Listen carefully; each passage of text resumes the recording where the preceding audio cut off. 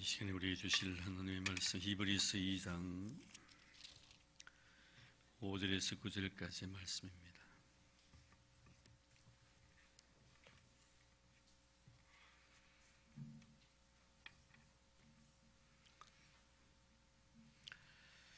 히브리서 2장 5절에서 9절까지의 말씀. 우리 다 같이 한 마음으로 같이 봉독하겠습니다. 하나님이 우리가 말라는 바 장차 올 세상을 천사들에게 복종하게 하심이 아니니라. 그러나 누구인가가 우리에서 정언하여 이르되 사람이 무엇이기에 주께서 그를 생각하시며 인자가 무엇이기에 주께서 그를 돌보시나이까. 그를 잠시 동안 천사보다 못하게 하시며 영광과 존귀로 관을 씌우시며 만물을 그 발 아래에 복종하게 하셨느니라. 하였으니 만물로 그에게 복종하게 하셨음은즉 복종하지 않은 것이 하나도 없어야 하겠으나 지금 우리가 만물이 아직 그에게 복종하고 있는 것을 보지 못하고 오직 우리가 천사들보다 잠시 동안 못하게 하심을 입은 자 곧 죽음의 고난 받으심으로 말미암아 영광과 존귀로 관을 쓰신 예수를 보니 이를 행하심은 하나님의 은혜로 말미암아 모든 사람을 위하여 죽음을 맛보려 하심이라. 아멘. 우리 찬송 하나 부르 가십시다. 갈릴리 바닷가에서. 주님은 시몬에게 물으셨네. 사랑하는 시몬아, 넌 나를 사랑하느냐고 하는 그런 아름다운 갈릴리 바닷가에서 시몬과 주님의 아름다운 사랑에 대하여 생각을 하면서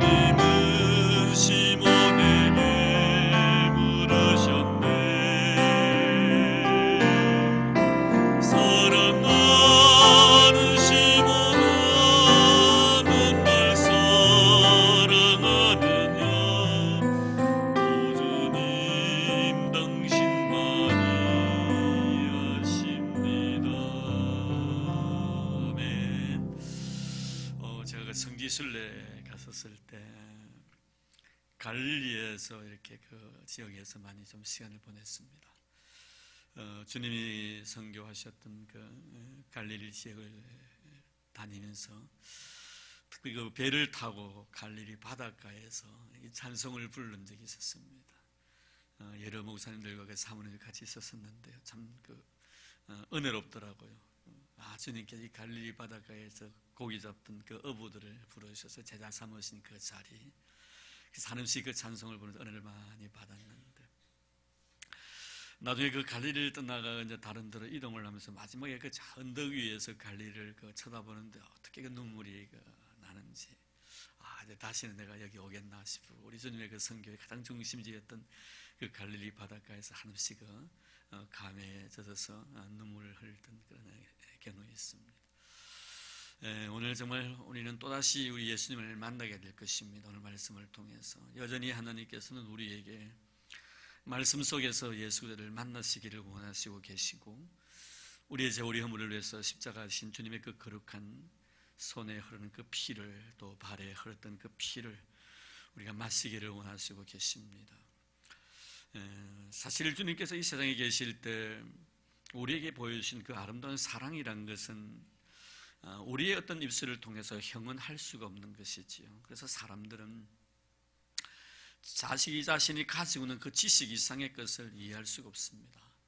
내가 경험한 그 이상의 것을 말할 수 없는 것이지요. 내가 경험한 것만 말할 수가 있고 내가 아는 것 정도만 이야기를 할 수가 있습니다. 배운 정도에 따라서, 또는 지식의 정도에 따라서, 내가 경험한 정도에 따라서 서로의 표현 방식은 좀 다를 수는 있겠습니다만, 내가 경험하고 내가 가지고 있는 지식 그 이상의 것을 생각하지 못하는 존재가 바로 우리 인간입니다. 우리 예수님께서도 공생의 3년 동안의 선교 사역을 통해서 복음을 전하시면서 결국 그 핵심은 바로 하나님 나라였거든요.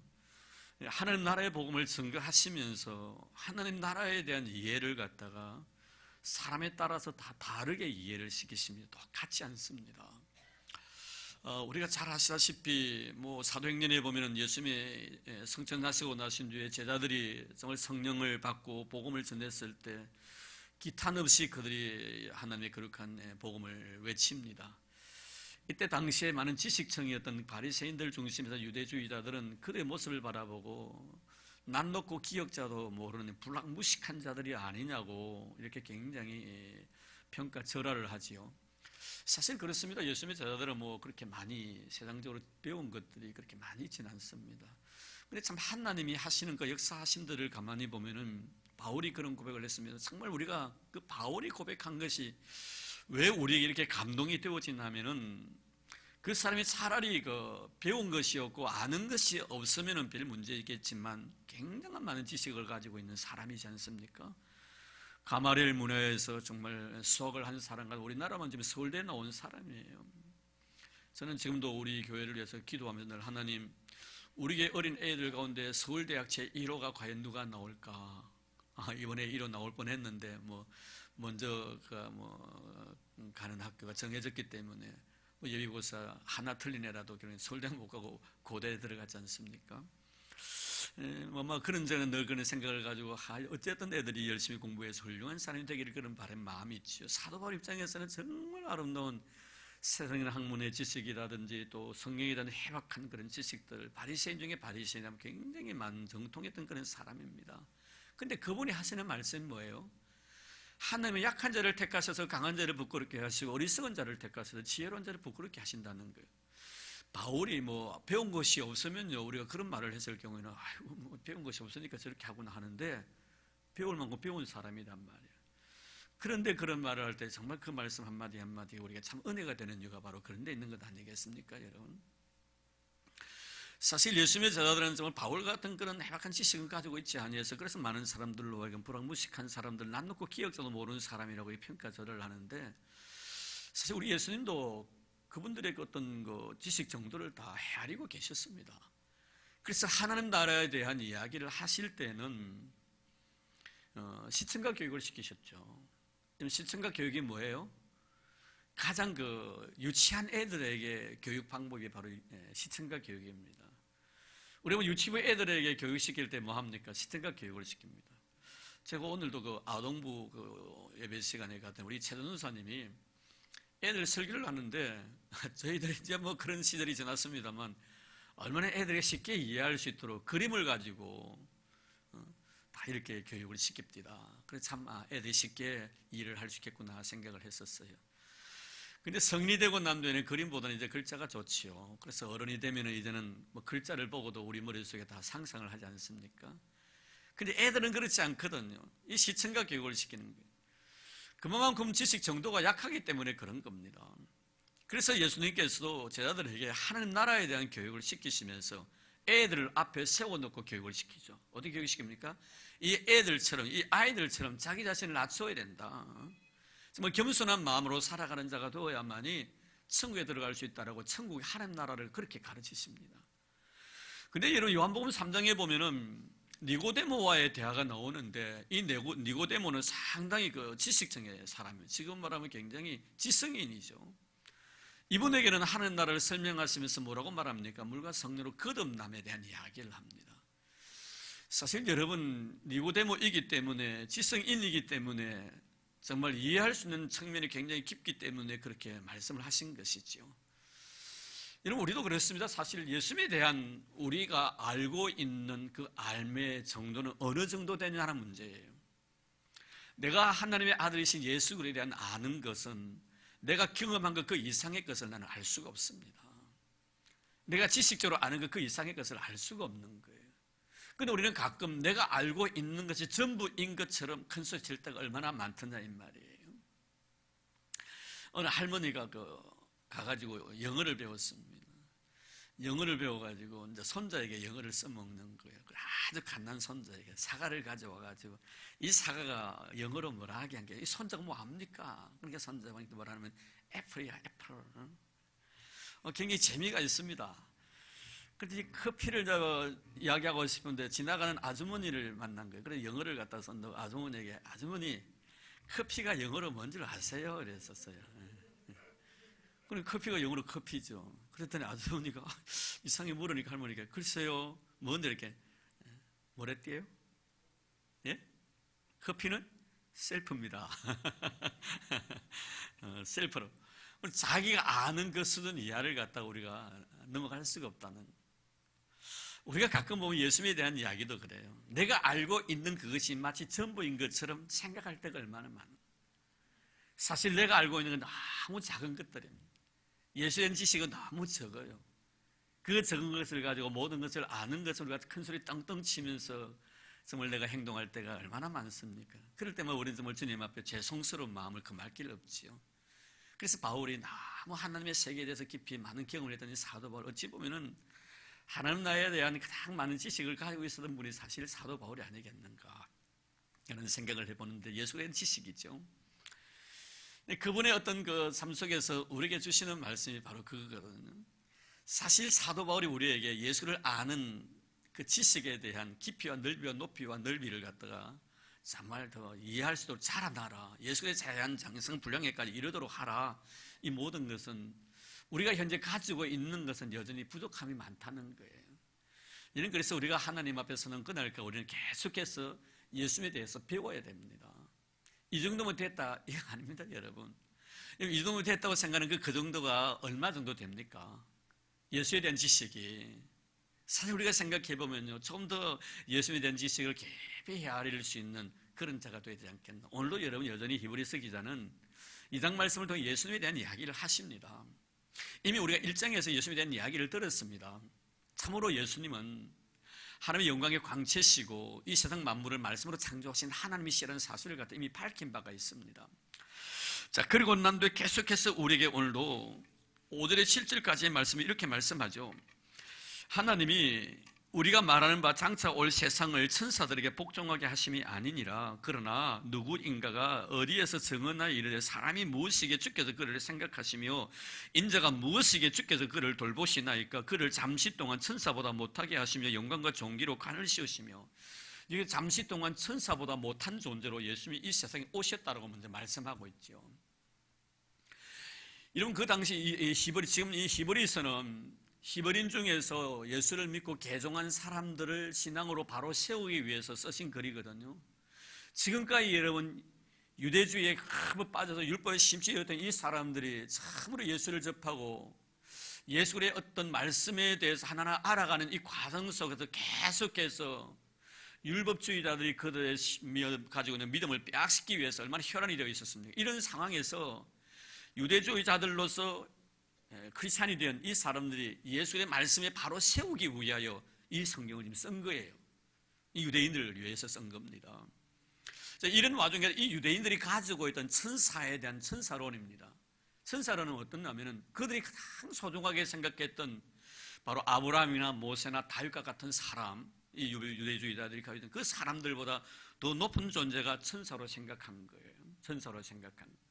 그런데 이미 우리가 그 1장에서 배웠습니다만 그 1장 14절 말씀이면 천사에 대해서 히브리서 기자는 뭐라고 말합니까? 거기 보면 모든 천사들은 섬기는 영으로 구원받을 상속자들, 뭐 우리가 개혁 성경에 보면 후사들이라고 이야기해놨습니다만 그 후사들을 위하여 섬기라고 보내신 아니냐. 천사는 하나님의 부르시는 일꾼들로서 하나님의 거룩한 백성들을 섬기라고 보낸 하나님의 종이단 말이에요. 우리는 누구예요? 하나님과 나의 관계가 아버지와 아들의 관계입니다. 천사는 뭡니까? 하나님의 아들인 성도들을 섬기기 위해서 보낸 부리는 영이에요.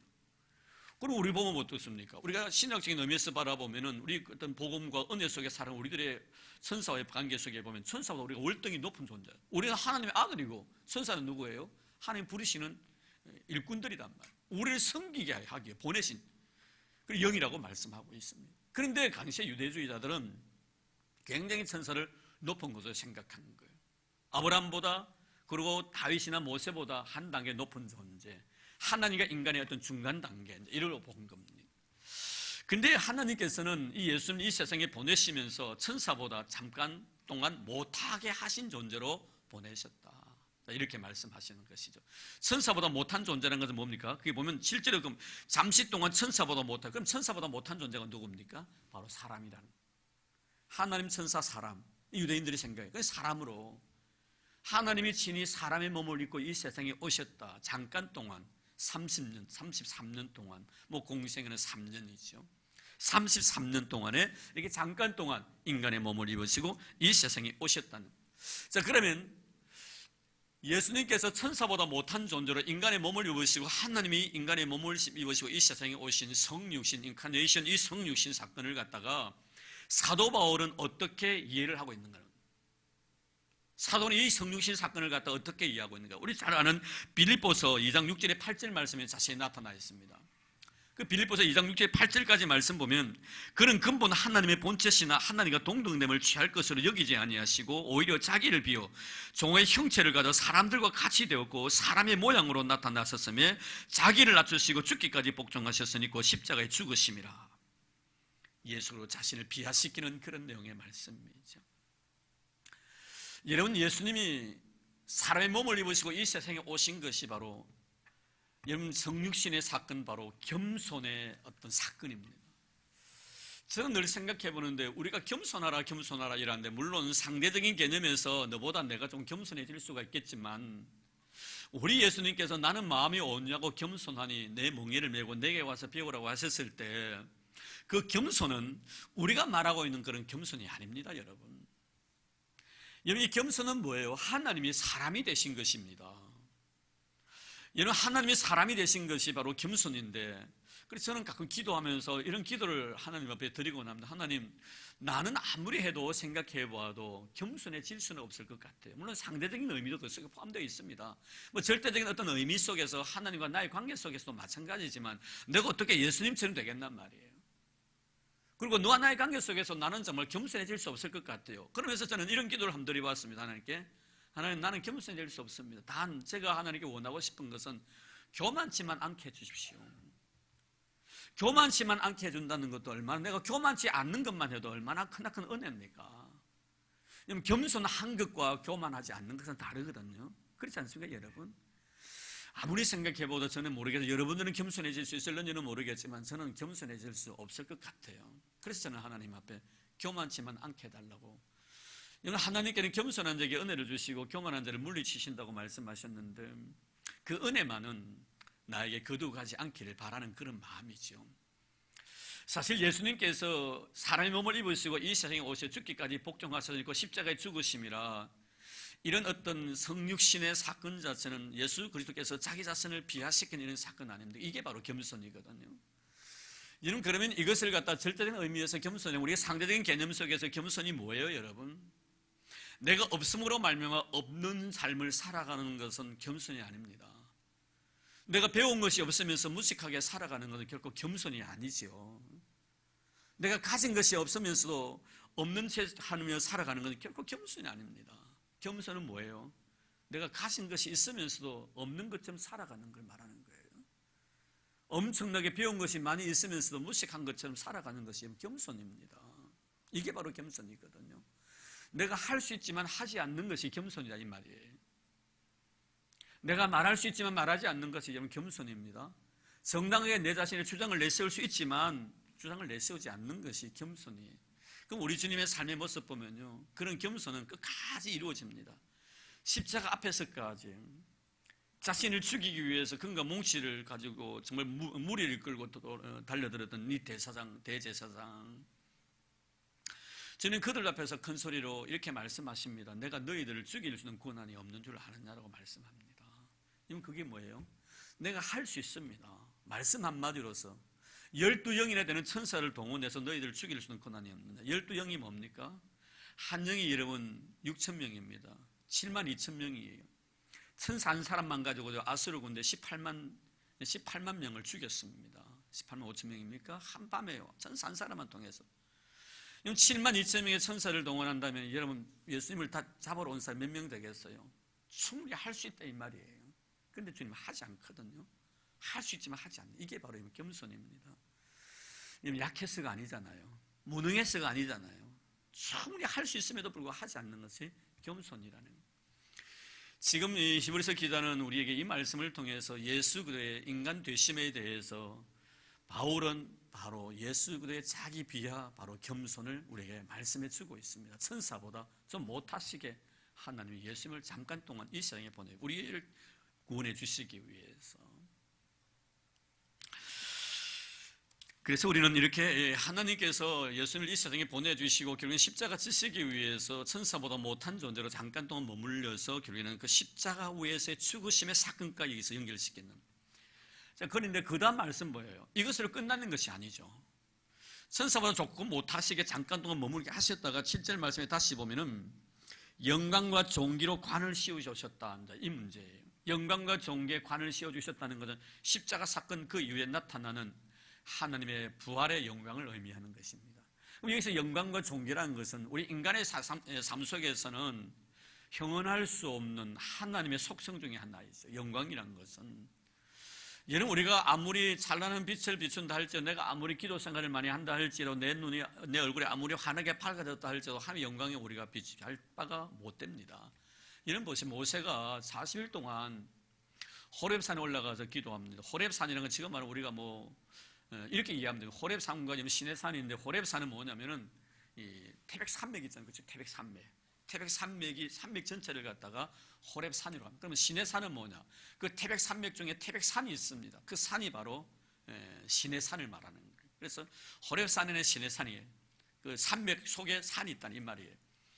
그러면 이 모세가 하나님의 산 호렙에 들어가 40일 동안 금식하며 기도하고 내려왔을 때 그 얼굴빛이 하나님의 영광으로 가득 찼습니다. 사람들이 그 얼굴빛을 감히 보지 못할 정도였습니다. 자, 그러면은 모세는 영광의 본체는 아니잖아요. 하나님이 그에게 비춰주신 그 빛을 조명받아서 사람들에게 나타내 보여줬는데, 영광의 본체는 얼마나 찬란한 광채가 비치겠단 말이에요. 감히 인간이 죄를 가지고 있는 인간이 볼 수가 없는 거예요. 그래서 하나님을 보는 사람은 죽게 되는 겁니다. 죽을 수밖에 없는 거예요. 죄를 가지고 있는 인간이 하늘 보는 순간에 죽는 거예요. 이것처럼 그만큼 찬란한 영광의 빛을 교회는 하나님께서 예수 그리스도의 부활 사건을 통해서 우리에게 그래서 영광과 존귀예요. 이런 영광스러움이라는 것이 얼마나 아름답습니까?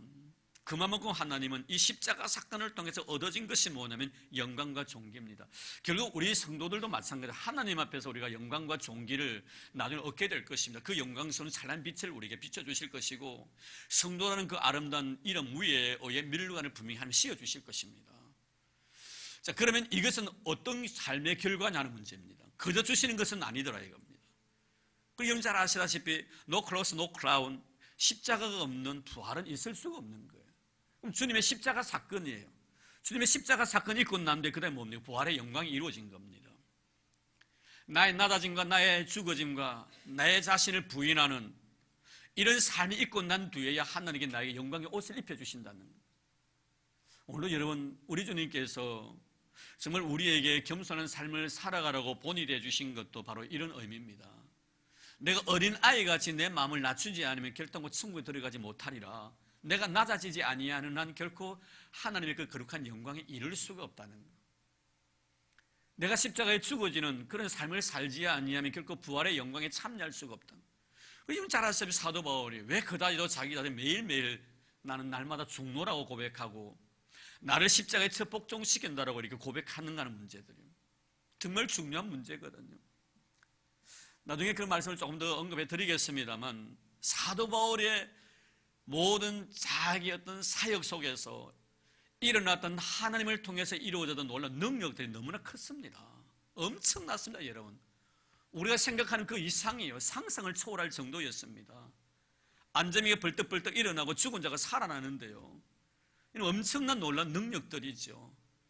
그럴 때마다 그 메시지를 듣고 많은 사람들이 감동을 받고 하나님 앞으로 돌아오고, 자기가 복음을 증거되어지는 그곳마다 하나님의 거룩한 십자가가 세워지고 교회가 세워집니다.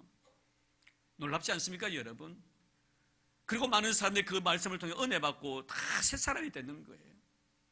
이 정도 된다면 지금은 말하면 슈퍼스타입니다. 슈퍼스타예요. 그가 가는 곳곳마다 사람의 인산인해를 이루었을 것입니다. 이 정도 되면 어떠세요? 사람의 마음이란 것은요, 다 마찬가지입니다. 정말 하나님의 은혜가 아니면요, 그런 현실 속에서 자기 자신을 드러내지 아니할 이유가 없는 것 아닙니까? 다 최고라고 이야기하는데, 바울 하는데, 여기서 바울이 두려운 거예요. 그래서 자기 자신을 날마다 십자가에 복종시키는 겁니다. 내가 이곳에 와서 하나님 주신 놀라운 능력으로 행사할 때 왜 하나님 나에게 이런 은사를 주셨는가? 이 놀라운 능력을 주신 그 근원이 뭔가, 뿌리가 어디서 나왔는가 하는 문제죠. 그 근원이 뭡니까, 여러분? 예수 십자가입니다. 예수 십자가 자랑하라고 내가 너에게 능력 주었지 않느냐? 예수 십자가 드러내라고, 하나님 영광 드러내라고 내가 너에게 은사 주었지 않느냐, 이 말이에요. 네가 달라고 요청해서 주어진 것이 아니라 그저 너에게 주신, 선물로 주신 은사단 말이에요. 주인의 요구대로, 주인의 마음대로 주신 거예요. 그래서 우리는 늘 제가 여러분들에게 교육합니다만, 은사라는 것은 내가 달라고 해서 주어진 것이 아닙니다, 여러분.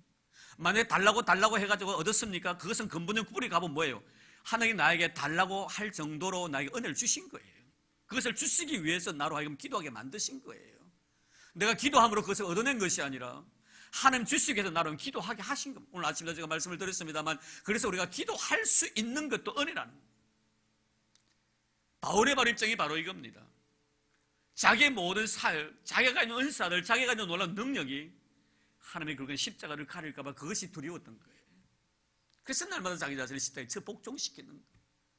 나를 이렇게 하지 않으면 하나님이 나에게 주신 그 은사로 인해서 하나님의 영광이 드러나는 것이 아니라 내 인간이 드러난다는 거예요. 기도 만약에 하신 하나님이 아니라 기도하는 내 자신이 드러난다는 거예요.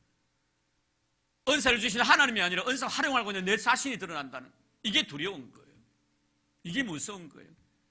그래서 여러분 고린도전서 9장 27절 말씀 뭐라고 말합니까? 내가 많은 사람들에게 복음을 통해서 구원시키고 난 뒤에 내가 만약에 마지막에 하나님 앞에 섰을 때 내가 하나님 앞에 버림을 당할까 봐, 바로 이거거든요. 내가 하나님 버림을 당할까 봐 나를 십자가에 복종시킨다, 이렇게 말합니다. 여러분, 이렇게 본다면 우리 예수 그리스도께서 정말 이런 고난의 과정을 겪지 않으면 결코 존귀와 영광에 관을 씌워주지 않는다는 거예요. 바울이 나의 달려갈 길을 마치고 믿음을 지켜서 이제 후로 나를 위해 의의 밀권이 예비되었다고 그는 마지막에 신앙 고백을 합니다. 순교의 제물이 되기 전에 그가 그렇게 고백할 수 있었던 것은 뭡니까? 현재의 고난 장차 나타날 영광과 좋게 비교할 수 없다는 그의 고백입니다. 결국 예수님께서 이런 영광과 존귀의 관을 씌우심을 받으신 것은 바로 십자가의 사건을 거치고 난 뒤부터, 내가 내 자신을 철저하게 주님의 그런 십자가에 처복종시키지 아니하면 나에게 영광이 이루어질 수 없다는, 하나님 영광의 관을 나에게 씌워주지 않는다는. 그럼 우리는 어떻게 해야 됩니까? 철저하게 내 자신을 끝까지 하나님 앞에서 내 자신을 처복종시킨 나라는 존재가 드러나서는 안 된다. 그러니 여러분, 우리 장로교 창시자인 캘빈 같은 경우도 그렇잖아요. 얼마나 훌륭한 사람입니까? 그 이단자들에 대해서 얼마나 좀 강하게, 그런 기독교 진리를 갖다가 정말 고수하기 위해서 엄청난 대가를 치르는 사람이에요. 마지막 죽으면서 무덤도 남기지 않습니다. 제자들에게 내 무덤을 남기지 말라. 지금도 여러분 캘빈 무덤 모릅니다. 가묘를 하나 만들어 놨을 뿐이죠. 저는 그곳에 가본 적은 없습니다만 갔다 분들의 이야기를 들으면 그래요. 무덤 없습니다. 왜 그럽니까, 여러분? 무덤이 있다면 어떡하겠어요? 많은 사람들이, 우리 미디어 세들이 그 캘빈의 무덤에 와가지고 어떤 마음을 가지겠나 말이에요. 제가 지금도 잊혀지지 않는 건데, 제가 그 서울에서 그 우리 김중원 교수, 장신대 총장도 하셨습니다만, 저희 모교에 또 선배이기도 합니다. 우리 교회 목사님의 아들이시기도 하셨고요. 제가 그 구약을 배우면서 지혜 문서를 배웠습니다. 그 목사님이 구약 전공이기 때문에 그때 그런 말씀 하시더라고요. 목사님들 여러분들 앞으로 목사님이 되시고 나신데 좀 구약 좀 설교 좀 많이 하라고. 구약을 전공하셨으니까 신약이라는 설교를 많이 하고 서신이라는 설교를 많이, 구약의 설교를 많이 안 하니까 구약 설교를 많이 하라 하시면서 그때 자기가 이런 말씀 아직도 제가 잊지 않고 있습니다. 자기가 미국을 갔다가 비행기를 타고 오면서 갑자기 하나님께 자신에게 어떤 생각을 주시는데 그 생각이 무엇이냐면 왜 성경의 원본을 하나님께서 발견하지 못하게 하실까? 이 문제예요. 분명히 성경 원본이 있을 겁니다. 지구촌 어느 구석에라도. 근데 지금 모든 것들이 사본이죠. 사회사본이 제일 오래된 것입니다만 사본들입니다. 근데 지금도 여러분 사회사본이 얼마 전에 우리 한국에 와서 전시도 했었습니다만 이런 대형 박물관에 가면 이 사회사본의 사본이 있는 성경의 사본이 있는데 가면요 관광객들이 이 유리문을 해놨죠. 유리문에 키스를 하고 난리라는 거예요. 그리고 교회 다니는 사람들, 성도들이죠. 그 사원 하나만 보고도 키스하고 난리인데 만약에 원본이 발견된다면 어떡하겠? 우상이 돼버린다. 우상이 돼버린다. 그래서 하나님께서 이 원본을 깊숙이 숨겨두었을 것이라는 그런 말씀을 제가 들은 적이 있습니다. 여러분, 우리가 어떤 경우에서라도 내가 결코 드러나서는 안 된다. 내가 죽어져야만이 나중에 영광과 존귀권. 그럼 영광은 그렇게 말씀을 드리고 존귀는 그럼 뭐냐? 존귀는 뭐냐? 영광의 결과입니다. 영광과 거룩함 속에 영광이 나타나 이 영광의 결과가 뭡니까? 존귀함입니다. 열매가 바로 존귀함이거든요. 여러분, 우리가 거룩한 삶을 살아가고 영광스러운 하나님의 거룩한 영광이 내 마음에 이르게 되면 모든 사람이 나를 향해 뭐라 합니까? 존귀한 자라고 이야기를 합니다. 존귀한 자라고 이야기합니다. 그런데 이 세상에서는 존귀한 자는 아무도 없습니다. 예수 그리스도 외에는 아무도 없습니다. 여러분, 우리가 많은 사람들이 경건하게 살아가는 사람들의 특징들이 뭐냐면요, 모든 사람들이 나에 대해서 존귀한 자로 인정해 줄까 봐 굉장히 두려워합니다. 경건한 사람들의 특징이 바로 이거예요. 그래서 여러분 잘 아시다시피 사도행전 3장에 보면은 베드로와 요한 사건, 안진병 일으킨 사건이 있지 않습니까? 그 사건을 일으키고 난 뒤에 모든 사람들의 시선을 바울과 베드로와 요한이 그렇게 경계한 이유가 뭡니까? 그런 눈으로 우리를 바라보지 말라는 거예요. 왜 경계합니까? 그 사람들이 베드로와 요한을 존귀한 자로 여길까 봐 그런 거예요. 대단한 일을 한 거예요. 이 대단을 했을 때 사람들은 뭐라고 생각합니까? 아, 이 사람들 굉장히 경건한 사람이구나. 굉장히 믿음이 좋은 사람이구나. 그래서 하나님 이런 사람을 썼어서 안진병 이렇게 했었구나. 이렇게 생각한 거예요. 그런데 이런 베드로와 요한은 뭐예요? 자기 자신이 행한 이 사건에 대해서 어떻게 진단합니까? 우리의 경건과는 아무런 관련이 없는 것으로 말합니다. 우리를 그런 눈으로 바라보지 말라는 거예요. 여러분, 이것은요, 경건하게 사는 사람들, 하나님을 두려워하는 사람들은요, 사람들에 의해서 내가 칭찬을 받고 사람들에 의해서 내가 대단한 사람이 인정받는 것 자체를 굉장히 경계합니다. 굉장히 두려워합니다. 여러분, 사도 바울이 1차 전도 여행 당시에 루스드라에서 일어난 사건 나지 않습니까? 그것도 역시 마찬가지예요. 안진병이 일으킨 사건입니다. 사람들이 바울과 바나바를 신격화합니다. 존귀한 자로 여깁니다. 경계하거든요. 뛰어가면서 옷을 찢으면서까지요, 이렇게들 하지 말라고 합니다. 여러분, 경건하게 사는 사람들은요, 자기 자신의 이름이 드러나는 것을 굉장히 경계합니다. 여러분, 잊지 마시길 바랍니다. 나의 삶을 통하여 예수의 영광이 드러나요. 내가 죽어져야만이 영광과 존귀의 관을 내가 시험을 받는 것이지, 내가 버젓이 이 세상에서 대접받을 거 다 받고 남들이 칭찬받고 인정받고 대단한 사람이라고, 당신은 우리보다 뭔가 차원이 다른 사람이라고 만약에 그렇게 인정을 합니까? 그런 인정을 받고 있습니까? 여러분, 그러면 이미 우리는 영광과 존귀의 관은 우리의 것이 아니라는 것을 알아야 합니다. 예수님 보십시오. 십자가 위에서 하나님의 아들이시면서 철저하게 버림당합니다. 뺨을 맞습니다. 침뱉침을 당합니다. 머리에 가시 멸류관 시험 당합니다. 이토록 정말 자존심 완전히 버리죠.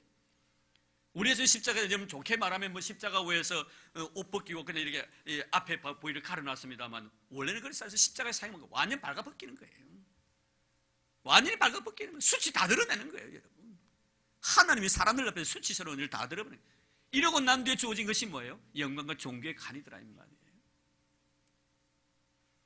결국 여러분, 우리가 이 존귀라는 것은 영광의 어떤 결과라면은 이런 존귀를 조금 전에 경건한 사람들의 삶의 모습을 생각했었습니다. 그러나 여러분, 상위 13장입니까? 헤롯에 대한 이야기 보십시오. 그런 존귀한 자가 아닙니다. 일장연설을 하지요. 야고보 죽이고 난 뒤에 베드로 꼬개가 죽어요. 사람들이 뭐라고 말합니까? 이거는 사람의 소리가 아니라 신의 소리라고 합니다. 바로 문제는 바로 그거예요. 신의 소리라고 이야기를 합니다. 대단한 존재로 인정해 주는 사람들이. 그런데 그 다음 말씀 보면요, 그가 하나님의 영광을 결국에는 도둑질한 거예요. 하나님께 돌려가야 될 영광을 자기 것으로 취함으로 인해 하나님께 벌레를 통해 그를 죽입니다. 심판을 받게 만드는. 여러분, 이 세상에서 하나님을 갖다 존귀하고 예수 그리스도 외에는 존귀하게 여길 자가 누가 있단 말이에요. 신의 소리라고 했을 때 여러분, 사람들은 그렇게 말할 수 있다고 말씀을 드렸죠. 누구든지 대단한 사람이 인정하고 평가해 줄 수가 있습니다. 문제는 그게 유혹이에요. 그런 유혹 속에 내가 넘어가면 안 된다는, 그것을 내가 그대로 수용한다는. 결국 내가 어떻습니까? 다른 사람이 나에게 칭찬해 줄 때 여러분 조심하기를 바랍니다. 사단의 마수가 그 속에 있다는 것을 알아야 합니다. 차라리 여러분, 내가 책망받고 좋지 못한 이야기를 들으십시오. 나에 대해서 좋은 이야기를 하는 사람, 특별히 영적인 의미에서 대단한 사람을 인정해주는 그런 사람들 이야기에 현혹되지 마시기를 바랍니다. 나를 굉장히 결혼 하나님 앞에서 정말 헤롯처럼 충이 먹어서 죽을 정도로 상대방을 높여줄 때 그 높여주는 그 자체를 갖다가 내가 경계하지 않냐므로 인해서 결혼 하나님 심판받는 그 모습을 보게 됩니다. 존귀는 뭐예요, 여러분? 영광의 결과예요. 거룩의 결과입니다. 거룩하고 영광스러운 분은 우리 하나님 한 분밖에 없습니다. 이 세상에서 인정받고 높임을 받으실 분은 우리 하나님 한 분밖에 없습니다. 왜 우리 이만희를 경계합니까? 왜 이단자들을 경계합니까? 예수 그리스도의 자리에 앉아 있다는 거예요. 그의 말이 바로 법입니다. 왜 우리는 캐토릭에 대해서 그렇게 경계합니까? 교황의 말이 법입니다. 교황 무엇을 주장합니다. 척합니다. 이런 차라리 내가 죄인된 모습으로 살아가는 것이 더 낫지 않을까요? 내가 의롭게 살아감으로 인해서 그 의로움 자체를 내가 자랑스럽게 생각하고 내가 대단한 존재인 것처럼 여기며 살 바에 차라리 내가 죄를 지고 죄인처럼 살아가는 것이 더 하나님 앞에 아름답지 않겠나 이 말이에요. 바리새인과 세리의 기도를 보십시오, 여러분. 차라리 세리가 되어라는 거예요. 차라리 세리가 되어라는 거예요. 하나님 앞에서 바리새적인 그런 사람이 아니라 차라리 세리가 되어달라는 거예요. 내가 죄를 지음으로 나는 불쌍히 여겨달라고, 나는 죄인이라고, 이런 고백을 차라리 하나님 원하신다는, 나는 저 사람 같지 않이 감사하나이다, 이게 아니더라 이 말이에요.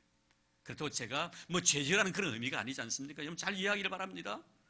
누가 낫겠냐 이 말이에요. 누가 낫겠냐 이 말이에요. 존귀와 영광의 관을 씌워주셨다. 십자가를 통해서 부활의 영광에 참여했던 우리 주님의 아름다운 모습을 오늘 이렇게 말씀해 주고 있습니다. 자, 그러고 난 뒤에 마지막 결론의 말씀 뭡니까? 9절 말씀 볼까요? 오직 우리가 천사들보다 잠시 동안 못하게 하심을 입은 자 곧 죽음에 고난받으심으로 말미암아 영광과 존귀로 관을 씌우신 예수를 보니 이를 행하시면 하나님의 은혜로 말미암아 모든 사람을 위하여 죽음을 맛보려 하심이라. 예수의 십자가의 죽으심, 부활 사건은 결국 하나님이 우리에 대한 은혜더라. 주님께 나를 위해 죽어주심도 은혜요, 주님께 나를 위해서 부활하심도 하나님의 은혜더라. 이런 결국 우리는 십자가 사건을 통하여 하나님의 거룩한 공의와 사랑이 실현되어진다는 것을 꼭 기억하시길 바랍니다. 사랑만이 아닙니다. 이 십자가 속에는 사랑과 공의가 동시에 있습니다. 공의는 뭡니까 여러분? 하나님은 죄를 미워하십니다. 죄인을 심판하십니다. 하나님 앞에서는 죄를 가지고 설 자가 아무도 없습니다. 그래서 하나님은 그 죄를 심판하시는 것이죠. 인간의 죄를 십자가에 심판하십니다. 누구를 통해서? 예수 그를 통해서. 그래서 그게 공의가 있는 거예요. 주님의 십자가의 죽으심으로 인해서 내 죄가 용서되는 것이 바로 공의입니다. 그럼 사랑은 뭡니까? 내 죄를 용서해 주시기 위하여 하나밖에 없는 독생자 예수를 십자가에 죽이신 것입니다. 이게 사랑입니다. 여러분 사도 바울은 로마서에서 그렇게 말씀하고 있지 않습니까? 로마서 5장 8절입니까? 우리가 아직 죄인 되었을 때 그리스도께서 우리를 위하여 죽으심으로 하나님께 우리에 대한 자기의 사랑을 확증하셨다. 사랑. 십자가는 하나님의 공의와 하나님의 사랑이 실현된 겁니다. 죄를 미워하시는 하나님, 그 죄에 대한 심판이 십자가에 이루어졌고 그 죄를 심판하시기 위해서 결국에는 예수 그리스도를 십자가에서 죽이시기까지 하면서 우리를 사랑해 주신 공의와 사랑이 실현된 것이 바로 십자가입니다. 우리가 죄인 되었을 때 그리스도께서 우리를 죽어주심으로 하나님이 우리에 대한 자기의 사랑을 확증하십니다. 오늘 여러분 여전히 히브리서 기자는 우리에게 예수의 하나님 되심과 그분이 나를 위해 죽어주심으로 인해서 하나님의 거룩한 영광과 존귀의 관을 씌워주셨다는 이 귀한 사실을 우리에게 말씀해 주고 있습니다. 우리가 믿음으로 사는 성도들이기 때문에 오늘 한 걸음 한 걸음 예수의 십자가 앞에 가까이 다가서야 될 것입니다. 멀어든 여러분들 가까이 여러분 다가가십시오. 그리고 그 안에서 선명한 예수를 발견하기를 바랍니다. 욥은 그렇게 고백합니다. 내가 과거에는 귀로 듣던 것 같더니 이제는 눈으로 선명해 봅니다. 눈에 선명해 보여지기를 바랍니다. 희미한 것이 아닙니다. 여러분 십자가 앞에서 내 자신을 한번 조명해 보십시오. 내가 어떠한 존재인 것을 알게 될 것입니다. 나는 정말 무가치한 존재입니다. 그러면서 또 한편 나는 정말 존귀한 사람입니다. 무가치하면서도 너무나 소중한 존재라는 것을 십자가에서 경험하게 될 것입니다. 내 죄가 드러나게 될 것이고 죄 많은 나를 위해서 예수님이 죽어주실 정도로 나를 귀하게 보셨다면 나는 하나님 앞에 정말 소중한 존재랍니다. 이것이 여러분 십자가 안에서 예수께서 지신 십자가 안에서 경험되어지는 그런 은혜가 있기를 주의 이름으로 축복합니다. 하나님 감사합니다. 오늘도 저희들은 말씀을 통해서 예수 그리스도의 십자가의 아름다움을 다시 한번 경험하게 도와주신 것 고맙습니다. 잠깐 동안 주님께서 예수님을 천사보다 못하게 인간의 몸을 입게 하시고 이 세상에 보내주셨다가 십자가 지시고 나신 뒤에 영광과 존귀의 관을 씌워주셨다고 말씀했습니다. 고난 이후에 나타날 아름다운 영광입니다. 주님, 우리 성도들에게도 이 아름다운 십자가의 진리를 깨우치게 하여 주시옵소서. 이 십자가는 바로 하나님의 공의와 사랑이 실현된 것이란 것을 잊지 않게 해주시기를 원합니다. 내가 죄를 가지고는 주님 앞에 설 수 없기에 이 죄의 문제를 주님께 해결하시기를 원하셨습니다. 그래서 예수님이 십자가 위에서 피를 흘려주셨습니다. 피를 흘려주시고 우리 죄가 용서되는 그 순간 하나님의 거룩한 공의가 실현되었습니다. 하지만 주님은 나를 너무나 사랑해 주셔서 하나밖에 없는 예수님을 이 세상에 보내주시고 십자가 위에서 죽게까지 하시면서 나를 사랑해 주신 하나님의 그 거룩한 사랑의 실현이 십자가를 통해 우리에게 분명하게 선명하게 일깨워 주시니 너무나 고맙습니다. 이 귀한 십자가의 사랑과 은혜를 잊어버리지 않는 우리가 되도록 축복해 주옵소서. 사순절을 맞이하여 더더욱 십자가 앞에 가까이 다가서게 하시고 그 십자가 앞에 비춰진 내 자신의 모습을 바라보며 정말 나는 아무 가치 없는 자임에도 불구하고 나를 너무나 존귀하게 여기신 하나님의 아버지의 거룩한 사랑을 다시 확인할 수 있는 저희들 되게 하옵소서. 그래 그 사랑에 감격해 하는 우리의 인생이 되도록 도와주시옵소서. 우리를 사랑해 주셔서 주의 자녀 삼아주신 예수님 이름으로 기도드리옵나이다. 아멘. 네,